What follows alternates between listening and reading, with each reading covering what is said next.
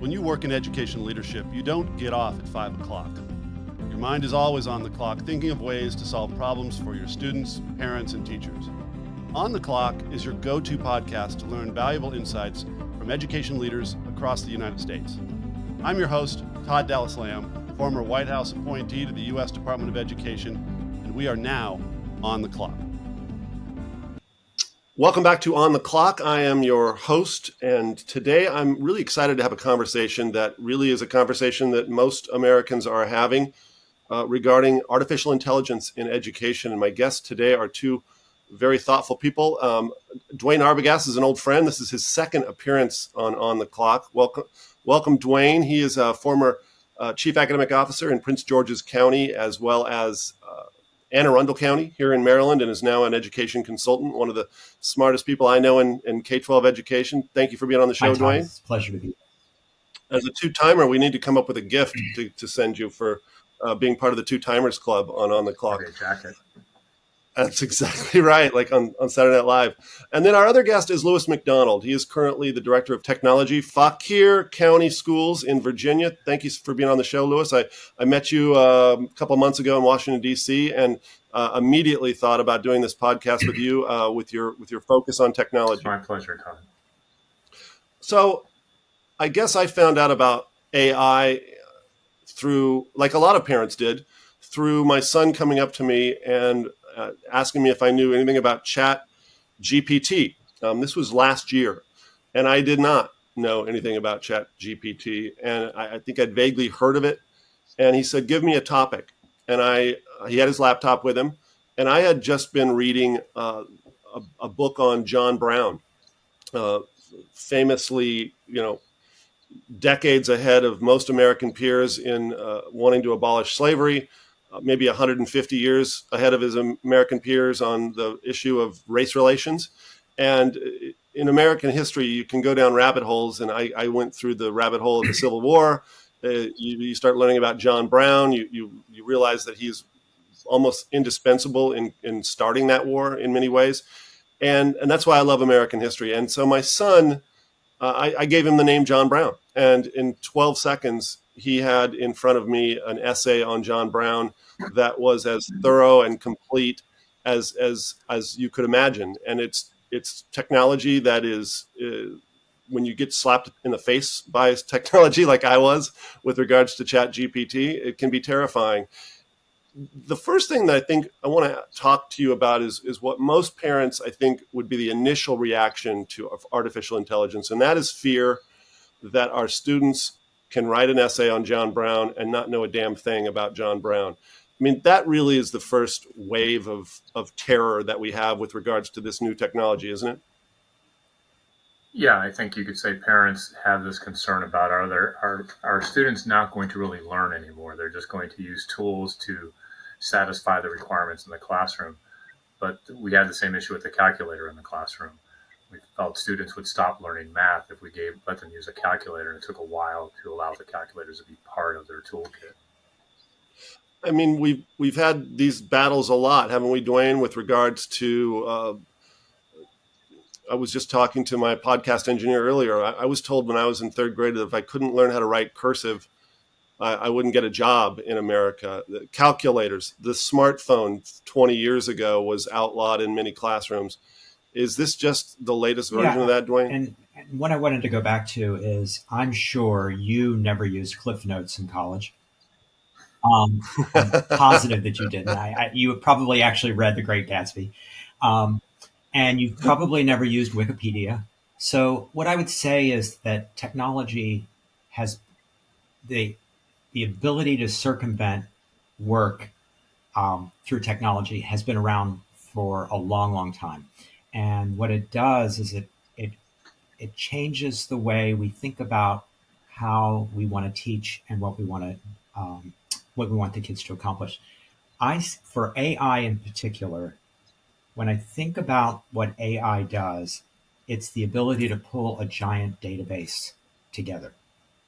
And when I think about what teachers do, that's exactly what teachers do, but they have to do it in real time. So whether you're teaching a child how to read or you're teaching a child about John Brown, you are constantly dancing around what the kid already knows and then being able to to expand what they already know. So Vygotsky's zone of proximal development, right? You know what you know, and your new learning is just going to be outside of what you know. And a good teacher does that. I think AI has the ability to really expand on that. So I see more advantages for AI than I do than I see disadvantages. But on the flip side, and Louis can respond to this, education is notorious for being late adopters to technology. So do you remember when televisions were going to change instruction? And that never happened, and we ended up with Movie Friday. And computers were going to change instruction, and it never happened. We, as a sector, we are incredibly conservative when it comes to adopting new technologies, and we're for a variety of reasons. Part of it's cultural, structural. Part of it is there's not as much profit in the education sector as there is, say, in Amazon or Shopify.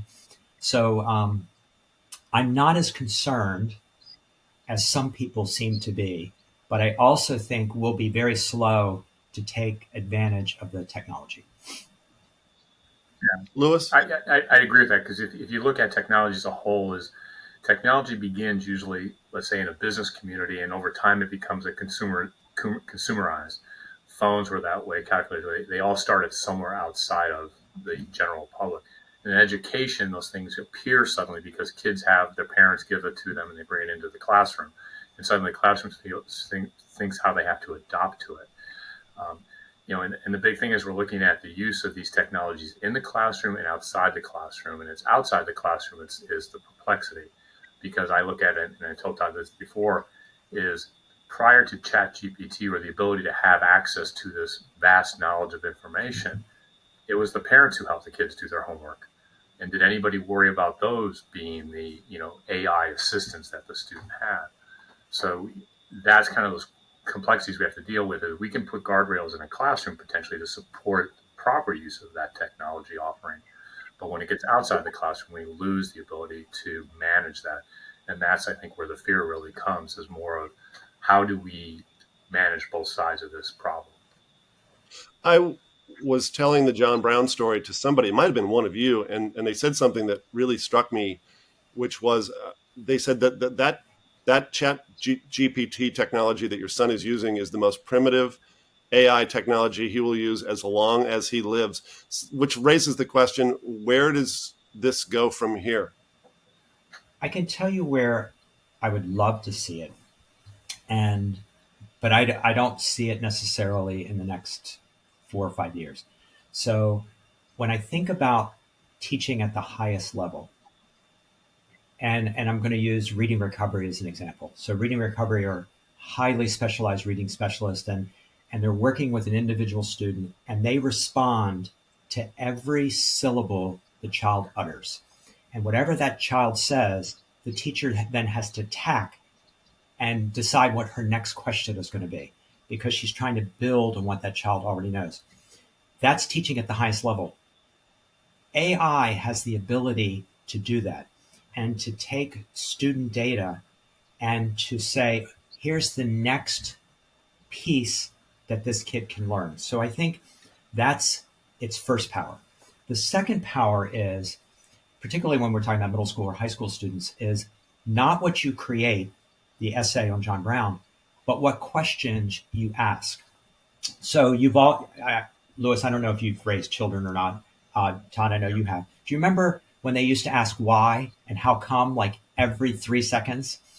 And then schools kind of beat that out of them. So by the time they get to middle school, they're not asking why anymore. They're just more passive in how they accept information. I think AI has the ability to spur questions that are within the kid's reach and interest. So if I buy something on Amazon, the very next day, Amazon is telling me what I might want to consider. Right. AI could take students' capacities and interest and then ask questions so that they are asking questions. So in the assignment about John Brown, instead of saying write an essay about John Brown, look up John Brown, put John Brown in your AI and then generate 4 questions that were not answered in that essay. Do you see how different that instruction can be? And I think that could be the real power of what this does. Well, I was at a conference in San Diego that COSIN allowed me to go to, and it's where startup companies and ed tech appear and try to tell you what they're going into. And one of the products I came across that I found very valuable, which lays into what Duane was talking about, is a product that sits above like a chat GPT. So you're not giving them raw access to the real engine. You're kind of controlling their access to the engine. And the idea is it poses a question. Let's say the teacher puts in a question, tell me something about this, and they respond to it.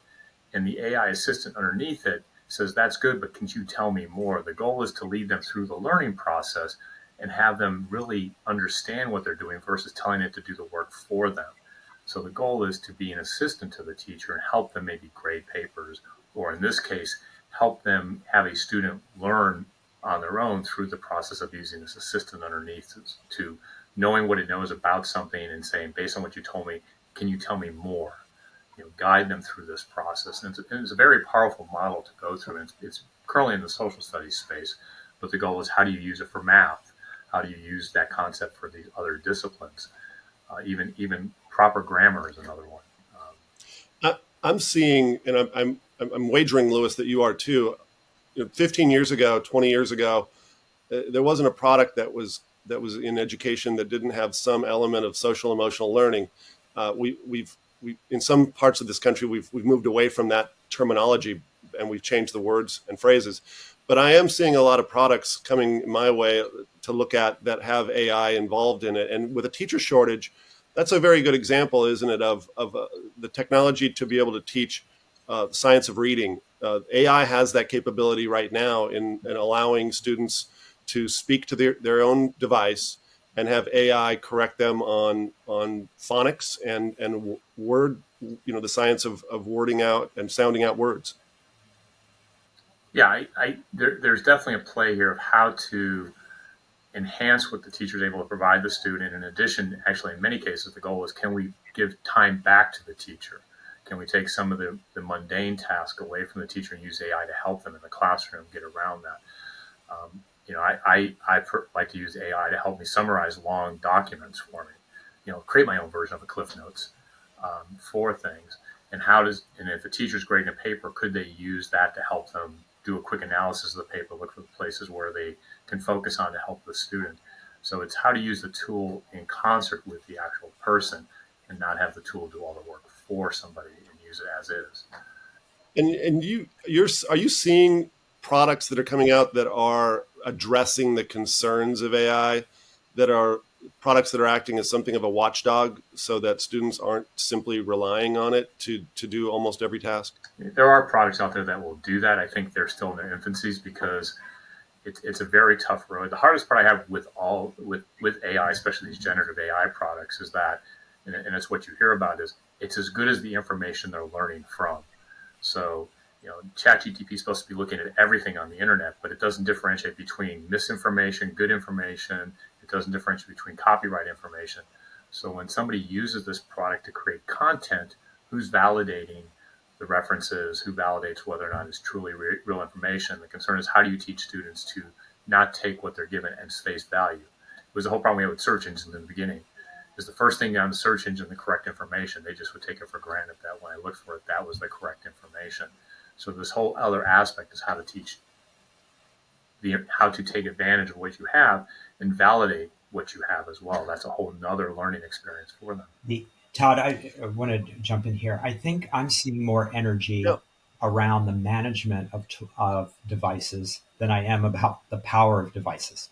So in virtually every school that I'm engaged with, the use of cell phones is one of the biggest issues that the school is facing.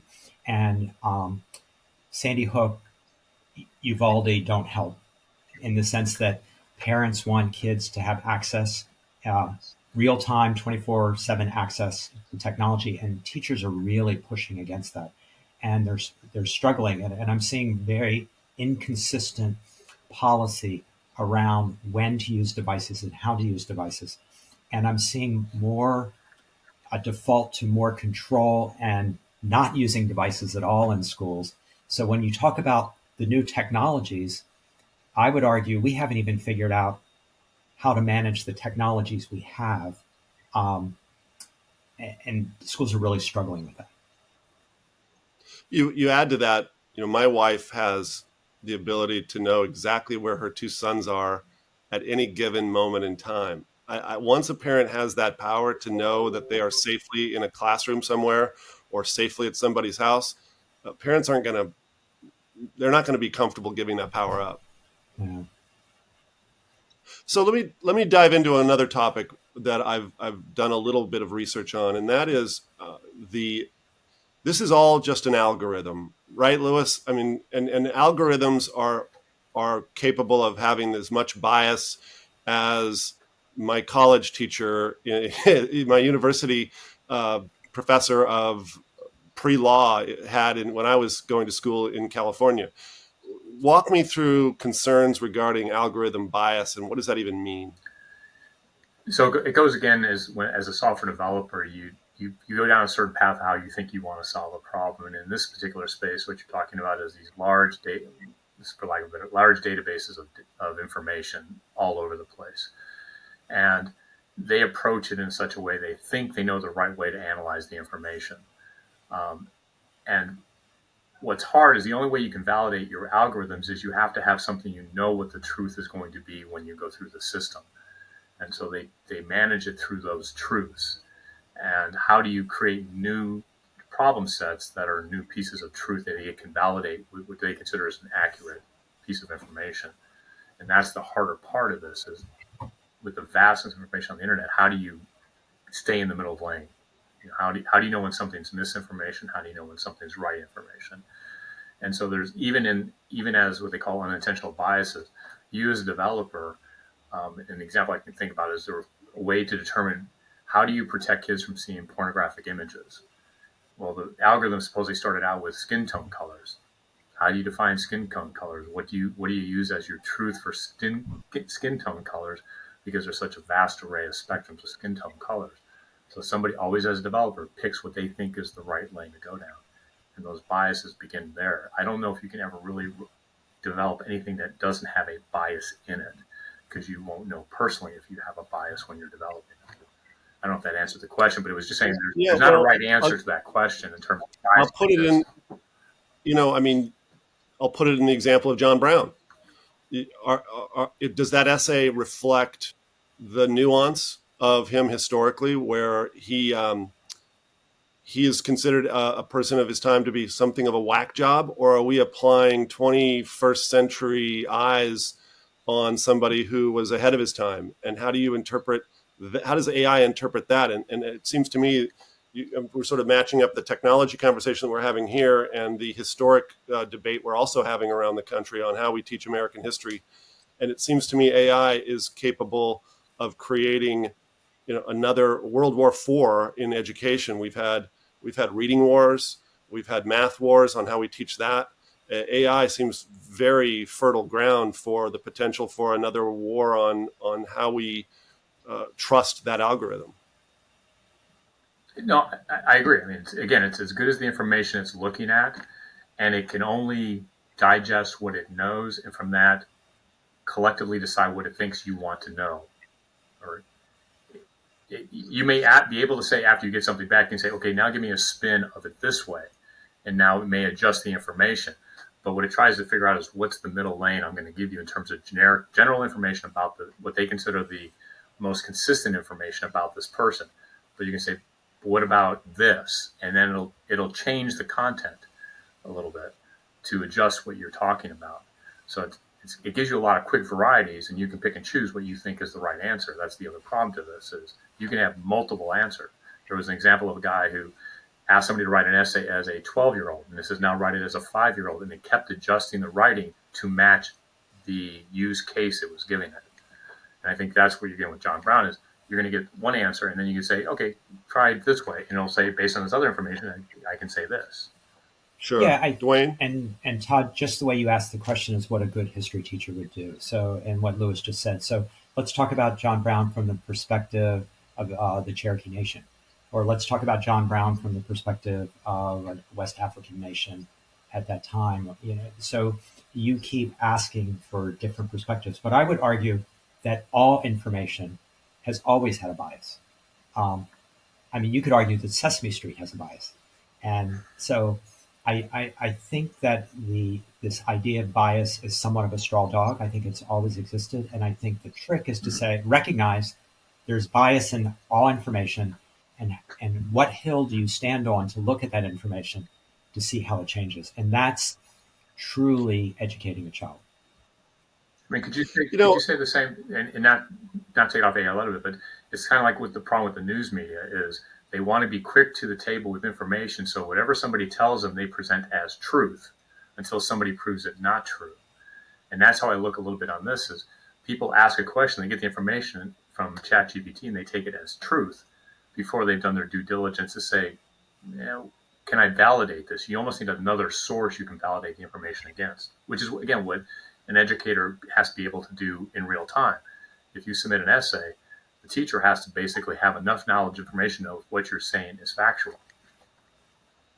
It seems to me that this conversation has drawn me towards this feeling that I keep thinking of Fran Natina, my third grade teacher, probably born in 1925 or so. She is somewhere in the heavens shaking her head at this concept of kids using artificial intelligence. And to your point earlier, Cliff Notes, Duane, I sure as heck used Cliff Notes, right? And it occurs to me that we kind of boil down to the proper role of an educator and the proper end result of an education in K-12 education isn't to produce a perfectly educated human being. It's to more so to produce somebody who's capable of learning for the rest of their lives. And that AI has the power, in my judgment, to trigger that desire to go down the rabbit hole that I talked about in American education, which is to enlighten and then empower that student to dive deeper and deeper and deeper. And AI seems like it has the ability to accelerate that process. I would agree. It's interesting following the hurricane news. I read all these articles in Washington Post, New York Times, Wall Street Journal, and I always have more questions at the end of the article than I do when I started. It's like, well, what's happening here? What happened? I think to be educated is to ask, to not necessarily trust the information, but to push the information so that your understanding is clearer. And fabulous educators do that. And the other thing is, going back to something Louis said a little earlier, math scores are really in the tank everywhere, and people are really concerned. And what I know about the best math teachers I've ever seen is they make math relevant to kids. And what I think that most math education in the United States does is it fails to make it relevant to kids. I think AI has a tremendous power to say this algebraic equation, this binomial equation, this is what it looks like in the real world. And these are examples. And this is something you're interested in, whether it's the arc of a punt in an NFL game, or if it's the speed of a car down a highway, or a soccer angle. AI could pull that together for kids to make math much more relevant. Right. And I'll agree with you 100% on that, Duane, because when I was in college and I was in my second year of calculus, the only way I got through was finding a professor who made everything make sense. Why do I care about triple differential equations? What is the applicability to the real world? And I think that is a key component, is everything you teach, there must be something that means something to me going forward. Why do I care about this? And, and AI has that space where there's something it may help with and help you better understand. And I actually like the one you started with, which is there's this pool of data that we all have in our school divisions. How can AI help a student steer them towards what they seem to need assistance in, better yet, maybe what they would be good at, and help them figure out how to get there. I remember, was it with the ACT test where you'd answer all these questions at the end and say, you would be a good this. Right.